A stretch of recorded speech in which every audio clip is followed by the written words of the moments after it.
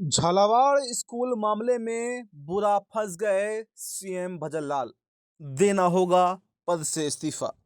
जी हाँ दोस्तों, इस वक्त की सबसे बड़ी खबर राजस्थान के झालावाड़ से आ रही है, क्योंकि आपको पता है कि शुक्रवार को यहां पर एक स्कूल की छत गिर गई, जिसमें 7 मासूम बच्चों ने अपनी जान गंवा दी और यहां तक कि 35 बच्चे इसमें घायल हैं और कुछ बच्चों की हालत गंभीर भी बताई जा रही है। और ये झालावाड़ वो क्षेत्र है, ये वसुंधरा राजे का क्षेत्र कहा जाता है और यहीं से वसुंधरा राजे के बेटे दुष्यंत सिंह यहाँ से सांसद भी हैं।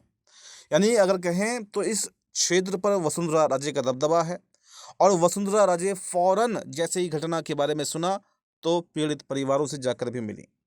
ऐसे में जहां एक तरफ विपक्ष यहाँ पर शिक्षा मंत्री से इस्तीफे की मांग कर रहा है, मुख्यमंत्री के इस्तीफे की मांग कर रहा है, तो वहीं इस पूरे मामले को लेकर वसुंधरा राजे भी अपनी ही सरकार पर भड़क गई हैं। यहाँ पर शिक्षा मंत्री पर उन्होंने जो है सवाल दाग दिए हैं, उनके इस्तीफे की बात तक कह दी है।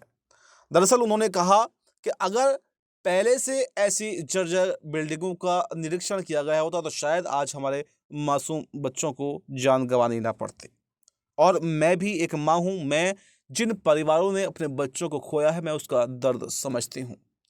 यानी बेटे आपके भी सांसद हैं, लेकिन अपने आप को बचाकर सेव कर कर, क्योंकि इस राज्य से चुने जाते हैं, सरकार पर हमला वसुंधरा राजे ने बोला है। और कहीं ना कहीं ये पहले से देखा जा रहा है कि भजन लाल शर्मा को हटाने की बात चल रही है, तो उन पर एक और सवाल दाग दिया कि ये जानबूझकर ये सरकार की विफलता है।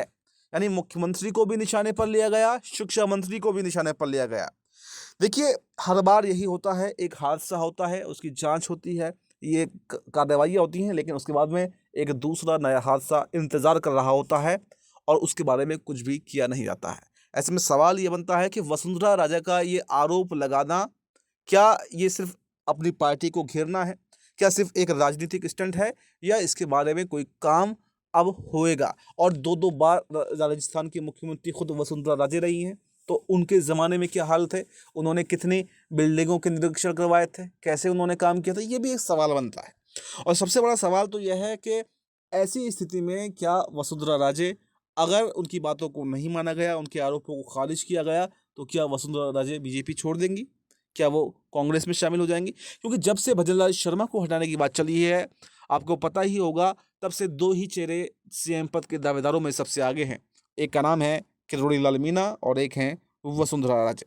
और जब से अब उपराष्ट्रपति ने इस्तीफा दिया है, तब से इन दोनों नामों की चर्चा उपराष्ट्रपति के लिए भी चलने लगी है। या तो राज्य का मुख्यमंत्री बनाया जाएगा, वरना उपराष्ट्रपति बनाया जाएगा। दोनों में से एक बड़ी जिम्मेदारी तो वसुंधरा को भी मिलनी चाहिए। लेकिन कहा यह जा रहा है कि मोदी शाह कभी भी वसुंधरा राजे को कोई भी बड़ी जिम्मेदारी नहीं सौंपेंगे, क्योंकि उनका 36 का आंकड़ा है। अगर बाई चांस संजय जोशी का नाम चल रहा है राष्ट्रीय अध्यक्ष पद की रेस में, अगर संजय जोशी को कमान मिल जाती है, तब तो वसुंधरा राजे को कोई बड़ा पद मिल सकता है। लेकिन अगर संजय जोशी को अध्यक्ष पद की कमान नहीं मिलती है, तो किसी भी हालत में मोदी शाह कम से कम वसुंधरा को तो बड़ी जिम्मेदारी नहीं सौंपेंगे। तो ये देखना दिलचस्प रहने वाला है कि क्या वाकई राजस्थान के मुख्यमंत्री को हटाया जाएगा, उनसे इस्तीफा लिया जाएगा, नया मुख्यमंत्री बनाया जाएगा, क्योंकि ये मौका भी अच्छा है। और उपराष्ट्रपति के पद में क्या वसुंधरा राजे वाकई दावेदार हैं, उम्मीदवार हैं, या फिर किरोड़ी लाल मीणा का जैसे नाम आ रहा है, तो उनकी क्या स्थिति है? फिलहाल माहौल गर्म है, क्योंकि एक गंभीर हादसा है, दुखद घटना है। तो जहां विपक्ष हमलावर सरकार पर है, तो वहीं वसुंधरा राजे का हमला बोलना कई सारे सियासी सवाल इस पर खड़े कर रहा है। ये देखना दिलचस्प रहेगा कि आगे सरकार का इस पर क्या एक्शन रहता है, क्या वसुंधरा को गंभीरता से लिया जाता है या फिर नहीं। इस पूरे मुद्दे पर आपकी क्या राय है? आपकी जो भी राय हो वो कमेंट बॉक्स में ज़रूर बताएं और फिलहाल हमें दीजिए इजाज़त। नमस्कार।